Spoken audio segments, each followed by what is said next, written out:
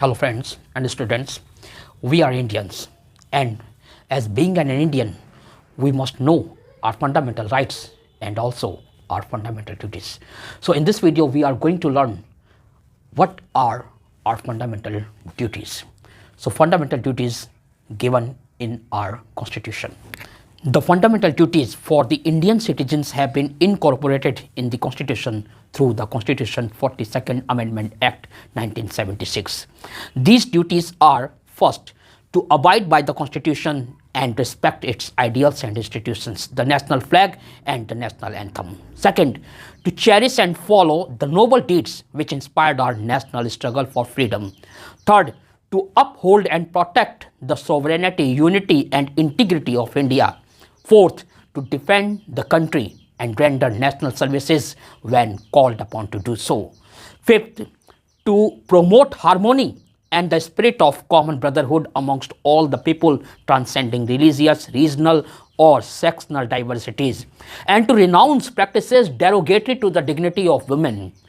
Sixth, to value and preserve the rich heritage of our composite culture.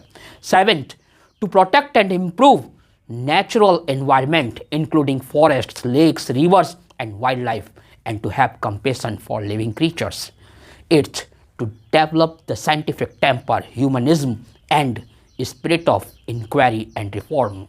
Ninth, to safeguard public property and to abjure violence.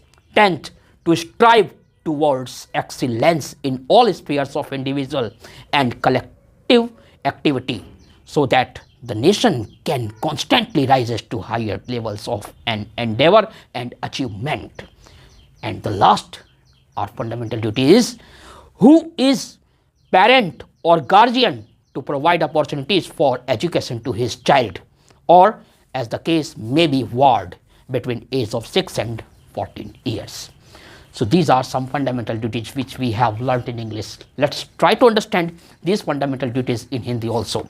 The fundamental duties for the Indian citizens have been incorporated in the Constitution through the Constitution 42nd Amendment Act 1976. जो fundamental duties हमारे constitution में given है, वो fundamental duties constitution 42nd amendment act 1976 के तहत उसमें दर्ज की गई हैं या उसमें शामिल की गई हैं। ये जो फंडामेंटल ड्यूटीज़ हैं ये इस प्रकार है। Number first, to abide by the constitution and respect ideals and institutions, the national flag and national anthem. इसमें जो पहली हमारी फंडामेंटल ड्यूटी है वो ये है कि हमें अपने कॉन्स्टिट्यूशन के नियमों का, कॉन्स्टिट्यूशन का सम्मान करना है, कॉन्स्टिट्यूशन की संस्थाओं का और कॉन्स्टिट्यूशन के दिए गए सभी आदर्शों का सम्मान करना है। हमें अपने राष्ट्रीय ध्वज का सम्मान करना है, हमें अपने नेशनल एंथम यानी कि राष्ट्रगान का सम्मान करना है। Second, to cherish and follow noble deeds which inspired our national struggle for freedom. हमें उन चीज़ों का मान सम्मान करना है और उनको याद रखना है, और उनके सम्मान में जो भी हम कर सकते हैं वो हमें करने की कोशिश करनी है। कम से कम सम्मान तो जरूर किसका? उन कार्यों का जो आज़ादी के लिए संघर्ष की ओर प्रेरणा देते हैं या प्रेरित करते हैं। Third, to uphold and protect the sovereignty, unity and integrity of India. हमें भारत की संप्रभुता, एकता और अखंडता को कायम रखना है, बनाए रखना है। Fourth, to defend the country and render national services when called upon to do so. हमें अपने देश की रक्षा करनी है, और जब कभी भी देश पे कोई मुसीबत आए और देश हमारे लिए देश की सेवा के लिए हमें देश आह्वान करे तो हमें उसके लिए हमेशा तैयार रहना है।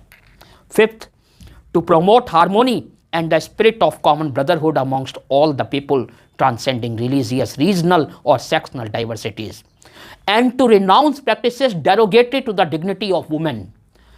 इस फिफ्थ नंबर में बताया गया है कि हमें क्या करना है।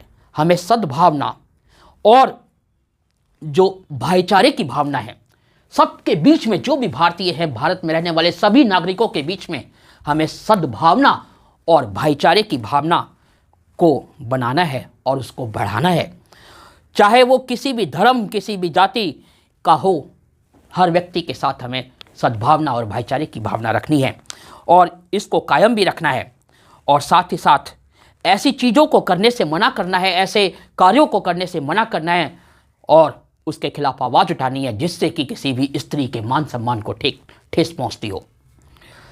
सिक्स्थ हमारी ड्यूटी है to value and preserve the rich heritage of our composite culture. हमारी जो मिली जुली संस्कृति है, इस मिली जुली संस्कृति को हमें वैल्यू देना है, इसको मूल्य देना है, इसके मूल्य को बढ़ाना है और साथ ही साथ इस रिच हेरिटेज को, समृद्ध विरासत को, इसको हमें संजो कर रखना है, इसकी रक्षा करनी है और इसकी देखभाल करनी है। Seventh, to protect and improve natural environment including forests, lakes, rivers and wild life and to have compassion for living creatures. इस सेवेंथ नंबर में बताया कि हमें क्या करना है, हमें अपने नेचुरल एनवायरनमेंट को, यानी कि जो प्राकृतिक पर्यावरण है, इसकी रक्षा करनी है और इसको उन्नत बनाने के लिए प्रयास करना है। इसमें जंगल भी शामिल हैं, लेक्स, झीलें शामिल हैं, रिवर्स, नदियां शामिल हैं और वाइल्ड लाइफ, जंगली जीवन, ये भी शामिल है। वाइल्ड लाइफ का मतलब, इस जंगली जीवन का मतलब जंगल में रहने वाले सभी जीव जंतु भी आ जाते हैं इसमें, उनकी भी हमें रक्षा करनी है। And to have compassion for living creatures, और जितने भी लिविंग क्रीचर्स हैं भारत में रहने वाले, इस वर्ल्ड में रहने वाले, उन लिविंग क्रीचर्स के प्रति हमें कंपैशन रखना है, दया रखनी है, करुणा रखनी है। ये मनुष्य ही है जो पर्यावरण को बर्बाद भी कर सकता है और बचा भी सकता है। बस हमें अपने सही कर्तव्यों को जानना है, गलत कर्तव्यों के लिए हमें कभी अपने आप को प्रेरित नहीं करना है। Seventh, to develop the scientific temper, humanism and the spirit of inquiry and reform. और एट नंबर है ये। 8 नंबर में बताया गया है कि हमें अपने साइंटिफिक टेम्पर को डेवलप करना है, यानी कि अंधविश्वास को छोड़ देना है। जिस चीज़ से हमें ये पता चलता है हो कि ये चीज़ फालतू हो सकती है या ऐसा करना बेबुनियाद है, जैसे कि मान लो हमसे कहा जाए कि आप इस मंत्र का जाप करो, आपके अच्छे नंबर आ जाएंगे, तो उन मंत्रों का जाप करने से हमारे अच्छे नंबर नहीं आएंगे जब तक हम अच्छे नंबर लाने के लिए मेहनत जी तोड़ पढ़ाई नहीं करेंगे। यानी इस प्रकार का हमें किसी आडंबर, किसी इस प्रकार के अंधविश्वासों में नहीं पड़ना, बल्कि साइंटिफिक टेम्पर को डेवलप करना है जिससे कि हमारी बुद्धि का संपूर्ण विकास हो सके और हम देश के विकास के लिए एक अच्छे और उन्नत नागरिक बन सकें।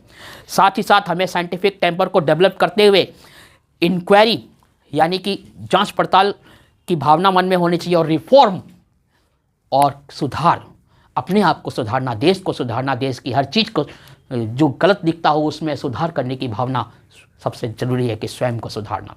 आप सुधरेंगे तो हर कोई सुधर जाएगा, क्योंकि आप सुधरेंगे, आपको देखकर दूसरा सुधरेगा। हर कोई अपने आप को जब सुधारने के लिए इस कर्तव्यों का पालन करेगा तो देश तो अपने आप ही आगे निकल जाएगा, विकास करेगा। नेक्स्ट फंडामेंटल ड्यूटी है जिसमें बताया गया है to safeguard public property and to observe violence. हमें क्या करना है, हमें अपनी पब्लिक प्रॉपर्टी, यानी जनता के लिए जो प्रॉपर्टी देश में व्याप्त है, उस सार्वजनिक प्रॉपर्टी का, उस सार्वजनिक संपत्ति की देखभाल करनी है, उसकी रक्षा करनी है, उसको क्षति नहीं पहुंचानी है, उसको साफ रखना है, उसको गंदा भी नहीं करना है। ये हमारा दायित्व बनता है, ये हमारा कर्तव्य बनता है। और साथ ही साथ हमें क्या करना है, वायलेंस, हिंसा के ना करने के लिए शपथ खानी है, प्रतिज्ञा करनी है। शपथ लेते हुए हमें हिंसा को त्यागना है ताकि देश में प्रेम भाईचारा बना रहे। 10th नंबर में बताया गया है to strive towards excellence in all spheres of individual and collective activity so that the nation constantly rises to higher levels of an endeavor and achievement। हमें लगातार अपने एक्सीलेंस को प्राप्त करने के लिए, लगातार अचीवमेंट प्राप्ति के लिए, अपने आप को अपग्रेड करने के लिए लगातार कोशिश करती रहना है, क्योंकि हम ही वो नागरिक हैं जो इस देश में रहते हैं। और अगर नागरिक उन्नत होगा, नागरिक का माइंडसेट अच्छा होगा, वो अच्छी नॉलेज गेन करेगा, अच्छा एजुकेटेड होगा, तो देश आगे बढ़ेगा, देश तरक्की करेगा। तो ये हमारा कर्तव्य है कि हमें अपनी नॉलेज को बढ़ाना है और अपनी एक्सीलेंस, अपने हर कार्य में एक्सीलेंट बनने की कोशिश करना है, उसमें एक्सीलेंस को प्रदर्शित करना है, ताकि ये देश हमेशा आगे बढ़ने के लिए प्रयास करता रहे, हमेशा उपलब्धियों को प्राप्त करने की कोशिश होती रहे हम लोगों के द्वारा। ये हमारी कोशिश होनी चाहिए। इस पेरेंट और guardian or to provide opportunities for education to his child, or as the case may be ward between age of 6 and 14 years. जो कोई भी पेरेंट है यानी कि माता पिता का ये कर्तव्य है कि वो 6 साल से लेकर 14 साल तक के बच्चों को, चाहे वो कितने भी गरीब हो, चाहे कैसी भी कंडीशन हो, उनका ये दायित्व है कि वो अपने बच्चों को बेसिक एजुकेशन जरूर प्रोवाइड करवाएं।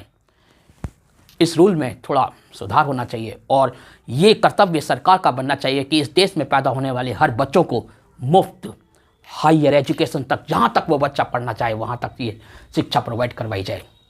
ये रूल माता पिता का बना दिया। ठीक है, माता पिता का तो कर्तव्य है क्योंकि वो अपने बच्चों को पैदा करते हैं तो उनको पालना तो कर्तव्य है और वो तो पालते ही हैं, हर परिस्थिति में पालते हैं। लेकिन देश की सरकार का यह दायित्व बनता है कि इस देश में पैदा होने वाले हर बच्चे की बेसिक से लेकर एडवांस एजुकेशन तक, जहाँ तक वो बच्चा पढ़ना चाहे, पीएचडी उससे डबल पीएचडी, जहाँ तक वो पढ़ना चाहे, रिसर्च लेवल तक, वो एजुकेशन गवर्नमेंट उसको मुफ्त प्रोवाइड करवाए। खासतौर से उन बच्चों को तो ज़रूर करवाए जो प्रतिभाशाली हैं, लेकिन उन बच्चों को भी करवाए जिनके माँ बाप के पास पढ़ाने के लिए पैसे नहीं हैं। तो ये हमारी कुछ फंडामेंटल कर्तव्य थे। इस फंडामेंटल कर्तव्य में मेरी तो यही राय है, इन बच्चों को जो एजुकेट करने का जो प्रोसेस है इसमें ज़रूर सुधार होना चाहिए। ये 11th नंबर का जो फंडामेंटल राइट है, कर्तव्य है हमारा तो कर्तव्य है, वो तो हर माँ बाप कर्तव्य करता है, लेकिन ये कर्तव्य हमारे साथ साथ सरकार का कर्तव्य भी होना चाहिए। So thank you very much for watching this video. Thanks a lot.